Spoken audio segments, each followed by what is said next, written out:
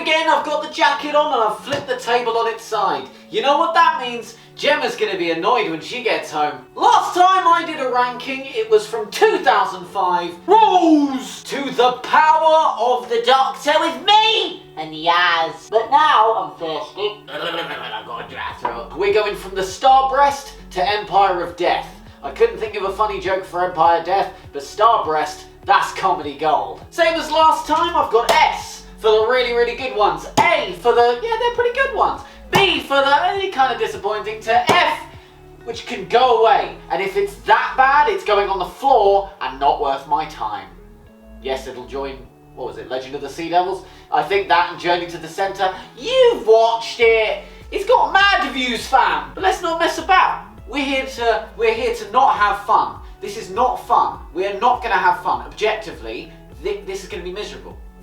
So let's start, shall we? We're starting, of course, with the Star Beast, Tennant's grand return, where his other grand return. Yeah, almost certainly not his last. Pretty standard Who, all things considered, especially for RTD. Also the grand return of Donna Noble. Introduces us to the brand new 14th Doctor. It's the 10 again, but kind of a better costume if we're being honest. It's a good fit. So what's the story? Well, there's an old comic. You might have heard of it. Probably haven't. Well, you might have if you see the behind the scenes. And it's based on that, but also, is it though? I haven't read it. But does it stand out? Would I actively want to watch it again? I don't know if I would. Some great performances, no doubt. I mean, Tennant and Catherine Tate bounce off each other like nobody's business. It's really like they've not been away, especially Tennant. He threw his all into all three of the specials, and does that save it? I think it all depends on how I feel on the ending, with the mind-buggering thing. I don't know how did they give it a name? Because I know the GIGGLE went by generation, but I don't know what they called it this time for the thing. Basically, Donna and Donna's daughter share the thing. And you know what? I think that's a clever twist. I think it's very good. But they kind of bugger it with the sort of man bashing at the end. That seemed a bit harsh, especially considering a man wrote it. Seemed odd. They nearly had it. They nearly had it. They bottled it. So, in between A and B, I think that's where it lives. It's not the best, it's not the worst. All it needed to be is a good bit of fun. And you know what? It did that, I think. Also, Donna's mum was there. Hell yeah. Yeah, and Rose's daughter, she came back in Empire of Death. Don't know why. She's not a character. She's Donna's daughter. That's about it. Cool. Well, Wild Blue Yonder! Now we're bloody talking. I don't know what the consensus is with Wild Blue Yonder now. I knew it blew everyone's cocks off when it came out, but now I think some people are sort of thingy on it. Not me, S. With Star Beast I had to really think about where I was going to put it because I honestly didn't know. Wild Blue Yonder, it's S. Deal with it. Like, Tennant and Tate are at the top of their game. They literally only need to act against themselves. The concept is really, really cool. The set's cool. I mean, the CG will date with time, but you could say that about literally any episode of the show ever, or of anything really, of any film. Anyway, I like the little robot. Good old Jimbo. We stand Jimbo in this house. I think the no things, or whatever they're called, I think they're cool. I think they're cool. Some of the bits are a bit eh. I like the long arm. I like that. I like the joint bit. I like the Wasn't sure about the teeth. I think that was a bit like, come on. Like, we get it, they're bad. You don't have to give them like, meh. But I love the story, I love the acting, I love all of it. I love all of it, I love all of it. Why is it called Wild Blue Yonder though? I know they played the song, but like, I don't know, I'm done. Will we reach these heights again? Wait and see. Ooh, engagement bait. That's right, it's time for the Church on Ruby Road. Just kidding, it's the GIGGLE. Add a little hee-hee on it. Here's another one where, like the Star Beast, I'm really going to have to talk myself into this because I don't know. Let's start with the obvious, the Toy Maker. Oh, he's so bloody good. Neil Patrick Harris, man, who else could have played this role? I don't know, because you've got to have a million different skills and he showed them off. Granted, the German accent you could be taking as very, very funny. Like, I understand if you're not threatened by the Toy Maker, because I wasn't really, but boy howdy was I entertained. Ah, Donna Noble. Ooh. Toymaker, top tier villain. Gonna say that out loud. Well, how else would I say it? Tennant and Tate, once again, top tier. I mean, I think Tennant overall is the MVP. Tate's great, don't get me wrong, but again, he gives it his all. And God, I love him. I love him. Can you... Oh, well, obviously I do. I've kind of dedicated my life to the bastard. What's the story in Balamory? Good question. So, Stooky Bill is there for 10 seconds, and then the plot's about other things. The end of the world is not apparent. It's in that opening scene. Cool. Aye. They use stock footage for Wilf, bless him. Oh, Wilf! Fuck! Back to the Wobbly Yonder. That ending! Oh, it had me in tears! Well, it didn't actually. I don't cry very often. But I wanted to cry. Wilf was back for 10 seconds. Thank God they got him in. Tremendous. Top bloody tier. Thank you, Jesus. It's a shame he wasn't around to have more play in the Giggle. Would he be more in the Giggle? Because there's not much space for him. Because, Jesus, this plot is everywhere. I've got to get it again. I don't even know how to describe the plot. It starts with the old Stooky Bill, right? Stay with me. I'll be RTD in the plot, in the pitch meeting. So basically, we start with Stooky Bill, and he's this puppet made by John Loogie Bird, and it's a bit of history. You know, Doctor Who loves a bit of history. And so he's planted this in his mind, in the world's mind, and now everybody's got screens, and the screens are the bad guy, because fuck you, Twitter. But then we forget about that for a bit. Sorry, I'm Welsh. Then we forget about that for a bit. And then we go fuck about in old times. Then we meet the Toymaker. And then everything goes tits up. Because everybody loves it when we go a bit sort of all over the place and wacky and whimsical. And I like that. I do actually like that very much. Everything in the Toymaker's domain is genuinely a 10 out of 10. Fight me. Don't. I'll lose. But then they go back to Unit. And then it's just bullshit from there, if we're being honest. I mean, entertaining bullshit. I mean, that Spice Up Your Life scene is fucking brilliant, and I will hear nothing of the contrary. But then they go out on the helipad, and the bioregeneration happens. I'm not against bioregeneration, I think that's a cool idea. It's a weird time to do it, though. I don't know if it robs Shooty of, you know, your standard New Doctor fare. It does feel a bit weird, but we'll get on the Shooty. It's fine. Christ, where do you live?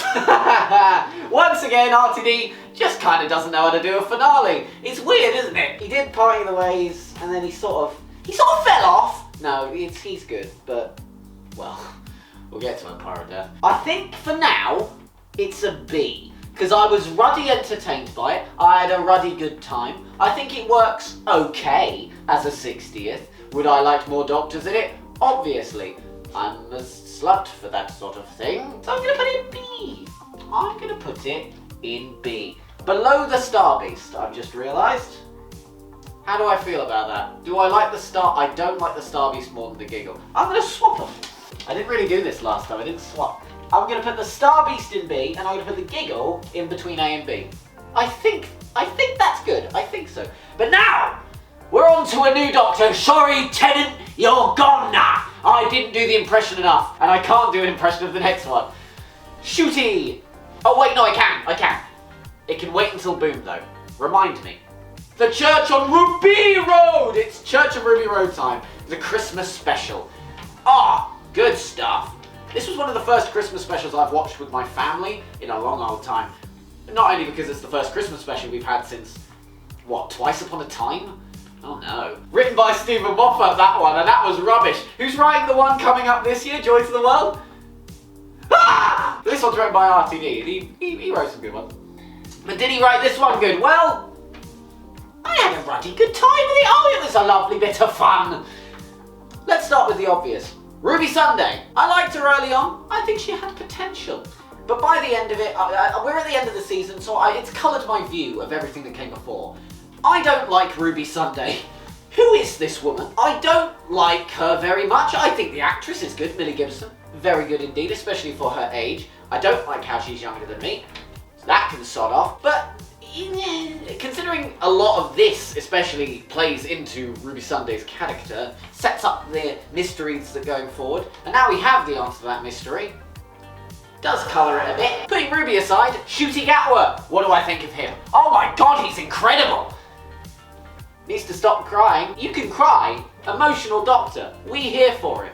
But every episode, maybe a couple times, maybe calm down a little bit. I'm talking like I hate this episode. I did say I liked it, and I do. I liked it a lot. I wouldn't say it's S. Don't think it quite reaches those heights. I adore Janice. We stand Janice in this house. What's that? Janice and now Jimbo. Goblin song was great. I do like the musical stuff. They kept telling us we were going to have more musical bits. Like there was going to be a musical episode with the Devil's Chord. Did they fuck? I think it's an A. I liked the goblin, like, stuff. I loved goblins. Big fan of that. I like the science of rope and the science of, like, coincidence and stuff like that. Jolly good fun. The humour works a treat. That bit where he's running across the roof and he's like, oh yeah, we got who jumps on a ladder, babes! That kind of stuff. It's fantastic. Again, I did slag it off. I did. But genuinely, it's a very good episode. A lot of fun. Perfect for the Christmas season. Game on, joy to the world. But now we get on to the proper, pardon me. But now we get on to the proper start of the season with Space Babies. They said Space Babies a lot, but specifically Shooty. Like, it's funny. It's a funny title. Not after the 10th time you said it though. What was Space Babies? I liked it for its sort of daftness. It's not afraid to be silly. The first 15 minutes can bugger off, because it's just stuff as a returning fan we've all seen before, and significantly better. Like, they were rushing through it. Like, they were on, RTD was on a speed run. He was there at his computer like, okay guys, don't forget to subscribe to my Twitch. We're gonna do a speed run of a Doctor Who season opener. Okay, so his name is the Doctor, and he's a Time Lord, and he's the last of his kind, and he can do things with his phone. That's time! That's time! What do I think about the episode itself? Well, let's see, what does it do? It has babies that talk in a very weird way. I know you got the Disney money, but couldn't you just have it be like lights, like the Dalek lights, and the babies are just sort of like dumbfounded, but they are obviously talking? You didn't have to CG them out. You could have saved some dollar there, idiot. I'm not a professional, can you tell? I do like Eric. He was very cute. And of course, the captain. I forget her name. The only reason I remember Eric is because of that face. Bless that kid. Bless that baby, because he had just couldn't give a monkey's face, didn't he? He was just... That's his face. The whole episode. He could be happy, that's his face. And I love that. I love the scene between Shooty and the captain, where, you know, he's like, you are important, you matter, and that's beautiful. That's a beautiful scene. A great, sort of, a better introduction to Shooty's Doctor than any other scene, up until that point at least. But is it a good episode? It sets up a lot of the mysteries. It sets up Susan Twist as a mystery. Yeah. I don't know if I'd even like it. Again, would I go back and watch it? Because I have rewatched it once since broadcast, just because I wanted to rewatch a couple. And it was fine. Oh, the snot monster. I didn't even mention the monster's made of snot. It's quite a funny gag. Literally. And I did like that joke because she was, Millie said, it's not, and he said, it's not. That's good stuff. I like how the doctor tried to save it in the end, and did. Don't know if he really saved the day. He just kind of like, yeah, I'll set you on a course, propelled by your own farts. Good luck landing. Bye. You have a time machine. Whatever. It's a B. I think Space BBs. Shut up. Let's go with B. Alright, we've got a mix. No Fs. No Fs so far. There will be, but no S. Next up, the Devil's Chord. Ooh, this was a good one. Was it S? On a first viewing, yes. On a second viewing, is it? Or did you hear they mentioned Susan? Yeah, let's talk about the obvious with this one. Maestro, played by Jinx Monsoon. Fun side story, you know the game Gang Beasts? I don't know how it started, but I guess me, Harry and Gemma were playing it as they revealed Jinx Monsoon was going to be in it. And so every time we killed another character in Gang Beasts, killed each other via water, we would say, Jinx Monsoon. Is it funny? No, but I loved Maestro. Oh, again, top tier villain up there with the Toymaker for this kind of amount of episodes that we're ranking. It's specific, but it works. Again, like Neil Patrick Harris with the Toymaker, she's got to be very talented at a lot of different things, and boy was she. Although, this doesn't just count Maestro, it counts Ruby as well. And Shooty. You could tell that none of them can play the piano. Why do they pretend? Come on now. It's, I don't know, maybe it was just me, but it was so obvious and so off-putting that it's just like, it's the actor doing this. But then you get an obvious close-up of a proper musician playing the piano. It was very funny to me. Took me out of it a little bit. 10 out of 10 scene of Ruby playing, I think it's her own theme, on the piano, and it's just that. The Doctor looks out, everyone is looking out, hearing music for the first time in however long it's been, being, oh, it's beautiful. Having different emotional reactions. That was terrific. Shooty's look in this episode. Oh, are you kidding me? Whoo! Get this ring off. But do I like it? Is it a 10 out of 10? No, I don't think so. It is very good, and it was the first one where I desperately wanted to rewatch it. I wanted to rewatch it quite quickly. I think it was like the day after I gave it a rewatch. And I did have a twist at the end, didn't it? Not a literal twist, it had the song, a twist at the end. You know what, I've come around. I liked it, then I didn't like it, and then I liked it again. I think it's quite funny. So you know what, it's going between S and A. I think, I was going to put it in A. I was going to put it with Church of Ruby Road, but you know what, it's camp done fun. Could have been better, props, but whatever. I liked it. It was a very fun time with some very interesting ideas. Oh, I love that. Another 10 out of 10 scene is when they go forwards to present day and they see it's all been buggered up. That initial reference to Pyramids of Mars that, boy, howdy did I not get. And then she plays the piano and messes with the TARDIS and like, good stuff. Is that another reference to that Sutek was there? You gotta wonder. You got a wild blue yonder. Boom! Is the next one. Stephen Moffat's grand return. Oh, he's back! Woo! We were all excited. Didn't we all hate him? This was an interesting one because this had weirdly the most amount of hype around it of all of these. Do you think? It was one of the few ones they did a like director and writer react to it. Like they didn't do Space Babies, they didn't do Devil's Chord, but they did do Boom with Moffat, RTD, and that other guy that was there and said Pertwee Burgers. Ha! Very strong opening. I like the blind guy. Very good actor there. When he was alive, then he's an AI. Boom. And I love the premise. Genius premise. Genuinely, Moffat is excellent at premises. He always has been. What if the Doctor was stuck in a landmine the entire time? That's good shit. It was a really good start. It falls apart when the kid appears, because I know I'm not the first to say it. That kid was rubbish. No offense to the kid. It was just written for someone significantly younger than she was. That's how it works. Seriously, that kid's awful. If you rewatch, it gets worse on a rewatch. And that can be said for the whole thing, because on first watch, I liked it. Good fun. Well done, Moffat. You did it again. Except for Kiss Kiss. Seemed forced to me. Every time they said it, I was like, oh no, I'm wincing. I've rewatched it twice, because I genuinely want to like it. But I don't. I really didn't like it very much. I think there's a lot of good stuff in it, a lot of good lines. Again, they did, I think Mr. TARDIS said it, that they fully wrote Shooty as Capaldi, and it does work. And I love the ending where it's just... I said I was going to come back to Boom for my Shooty impression. There we go. So where would I put it? Genuinely, I think between A and B. I don't know if I'd put it strictly. Strictly. I don't hate that they appeared. I think Boom is down there. I'm sure some people would think it's the best episode ever! Or some people would be like, Moffat, why are you here?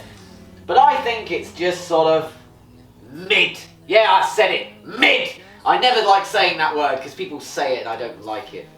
But mid! I genuinely don't know if any of these are hot takes, by the way. I look at Twitter sometimes and I see what people are saying. And I don't care. Alright, 73 yards.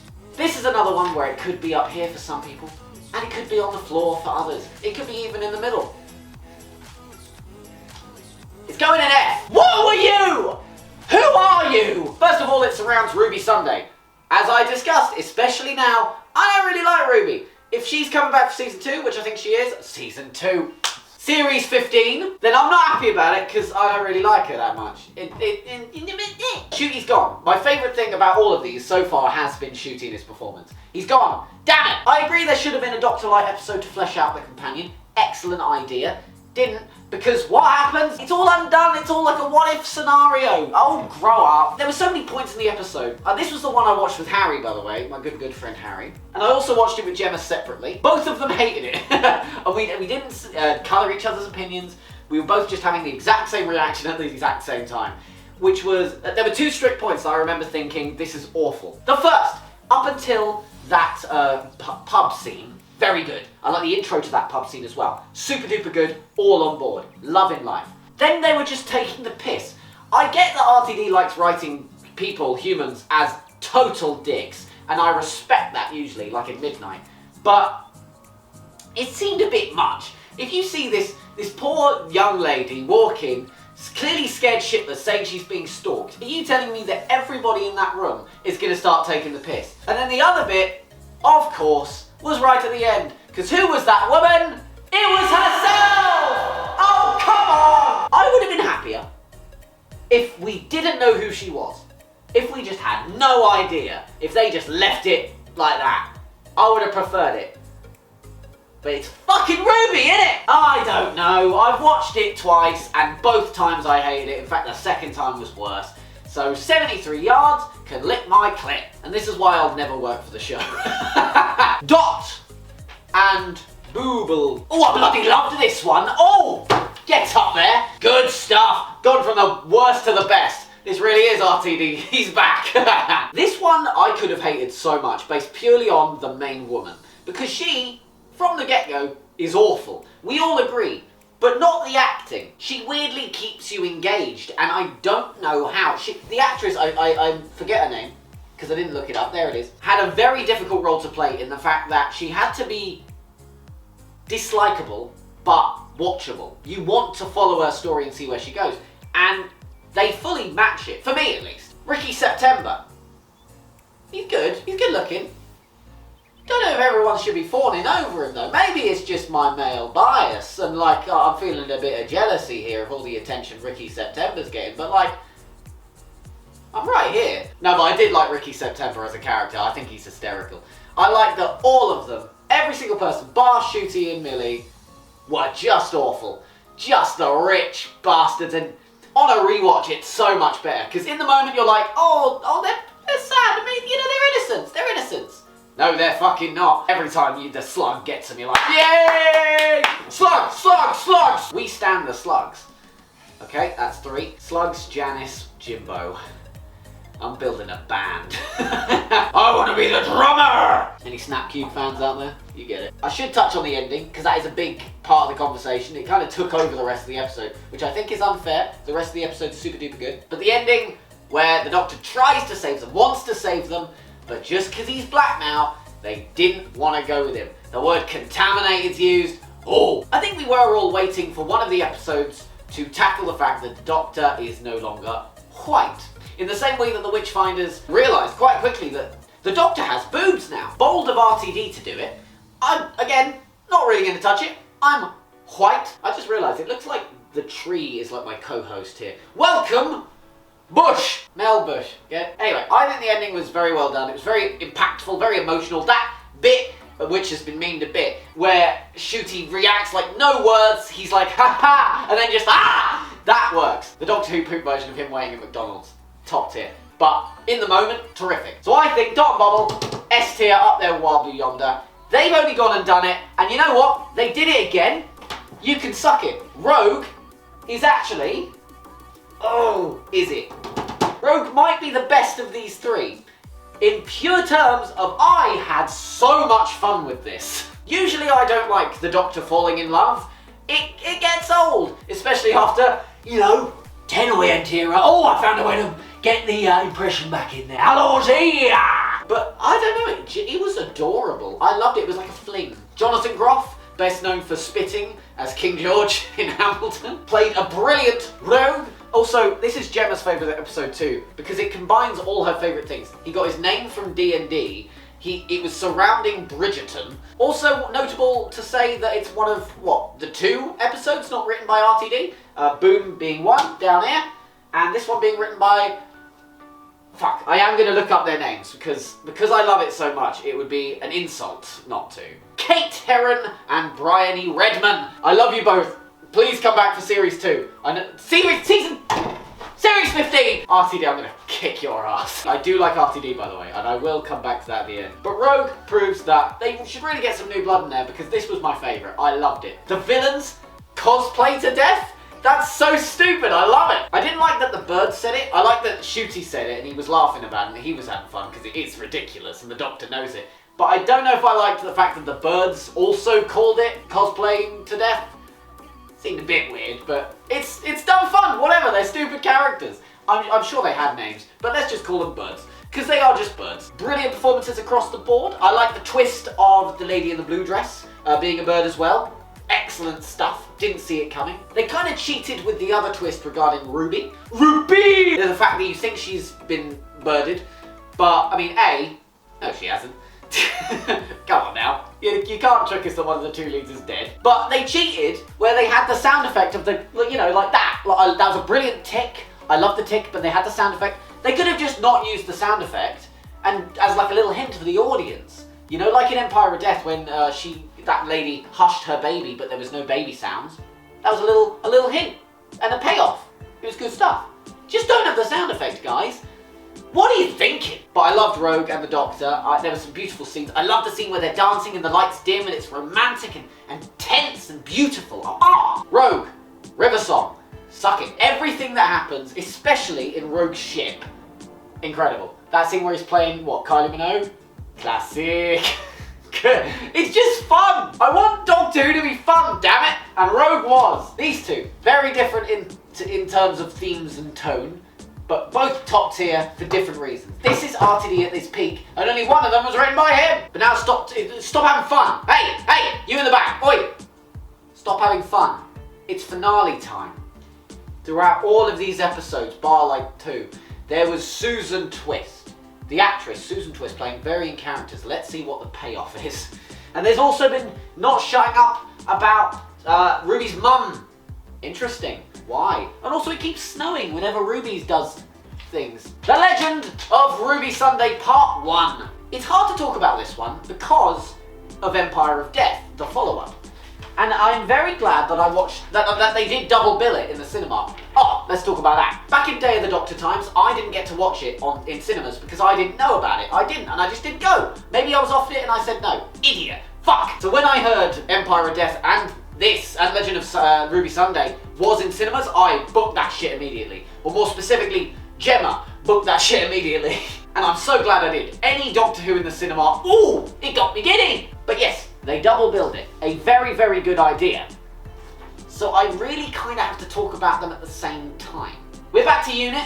I like Unit. I don't hate Kate Stewart like everyone else does. She's no fucking brigadier, but she's fun. And I like the little quirk she has. Like how she weirdly got hype over TV number call. That's funny. I like it. Where's Shirley? That's something. Let's go back to the giggle. Let's get back there. Oh, and Starbeast. Shirley. Holy shit, she's amazing. I absolutely adored her. She was top tier scientific advisor. Genuinely amazing. Where is she? Why does she not get a mention? Why do we not know where she is? And why is she replaced by a fucking 13-year-old? No hate to Morris. He's fine. But where's Shirley? In comparison, sorry kid, you're no good. Also, fucking Rose is there. Okay. Where's Donna? Where's 14? How does that never get a mention? I adored the time window stuff. That scene, incredible. Love that. It's got the point. Fucking. But genuinely, as a part 1, I think it's okay. I think I'm happy to put it genuinely here. Maybe B, maybe close to a B, but I think it's in between A and B. Because it's an entertaining time, it builds up the mystery of Susan Twist. They do play up Susan Foreman a little bit too much. If that doesn't get paid off in either Joy to the World or Season 2, Series 15, then I'm going to have a big old poo on the floor. Now that's a Susan Twist for you. Now let's get on to Empire of Death, because that's the big one. The ending twist of The Legend of Ruby Sunday is that Sutek is back in a brilliant reveal. Love that shit. A callback to the Beast, a callback to all these other monsters like the Trickster and whatnot. Love that stuff. This is a bad, no good, not fun episode F. And no, I'm not happy about that. Sutek is great. When he's in it for like a minute. And maybe that's because Gabriel Wolf, bless him, I love him, is old and he couldn't record much. I don't know, but he's barely in it. And when he is talking in that silky smooth, incredible voice of his, some other fucker's talking over it, either Susan Twist or bloody fucking Mel. That was a good scene, actually. You know what? Each of these episodes, most of them probably, have a 10 out of 10 scene. The 10 out of 10 scene in this is the scene when Mel gets taken over and the Doctor figures it out by holding her hand. And you can see his face, before we're told, you can see in his face that he knows something's up. That's great. Incredible payoff. Brilliant stuff. Back to the garbage. When everyone started getting dusted, fucking Infinity War style, all getting turned to sand, I leant over to her and I said, this is going to be such a fucking cop-out ending. And boy, was I right! I tried not to let that colour my opinion. I just cracked on. I was like, as long as I had fun, cool. And there was some good stuff. You know, I like the scene where with the woman and the baby, as I said. Great little payoff there.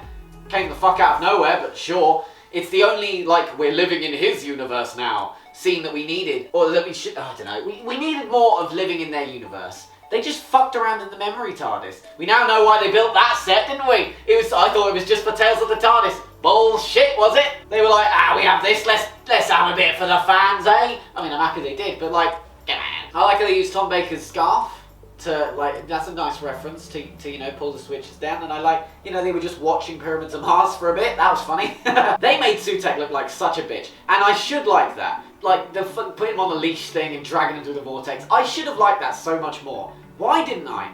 Why can't I feel joy? I genuinely wanted the Doctor to shout him like, bad dog! Or something like that. I don't know. It just didn't feel satisfying.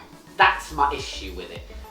Even something as cop-out as Last of the Time Lords, even if it was rubbish, the rest of it was pretty great, so it's satisfying. I liked Martha trudging through the Masters' dreadful Earth. We didn't get much of that with Sutekh, and he dusted the entire universe. Didn't feel like it, did it? But don't worry, he's gonna tear the vortex whilst getting dragged behind like a fucking bitch. Because he's a dog, get it? Woof! And fucking, I don't know, man. It's so weird. It's visually impressive. Sutekh, the dog, looks incredible. Would I have liked to see him in, like, the proper thing? You know, the proper helmet and stuff? Yeah, obviously, but, you know, I'll take what I can get. It's an incredible creature. I'm glad we didn't get, like, the weird black condom version. That would have been weird. Full of latex. Like I said, I should have liked it more than I did, but I didn't like it. I'm disappointed. And I'm unsatisfied, and I'm very unhappy. Wow, what a note to end on, holy shit. Let's round back to RTD though, because I'm a big RTD stan. I love RTD1, as most people do. I think RTD is genuinely, even after all the shit I flung at him, one of the best showrunners this show could have in any time. Because he has the passion and the love and the respect of this show that it needs. You can tell in all the behind the scenes stuff, in all like the commentaries he does, and I've loved the commentaries, I wish there was one for every episode, that he adores what he does and he gets giddy about it, and that's awesome. It was the same with Moffat in a way, and I don't know about Chibnall because they never really did much behind the scenes stuff with him specifically, of Chibnall's time on the show, so I just don't know.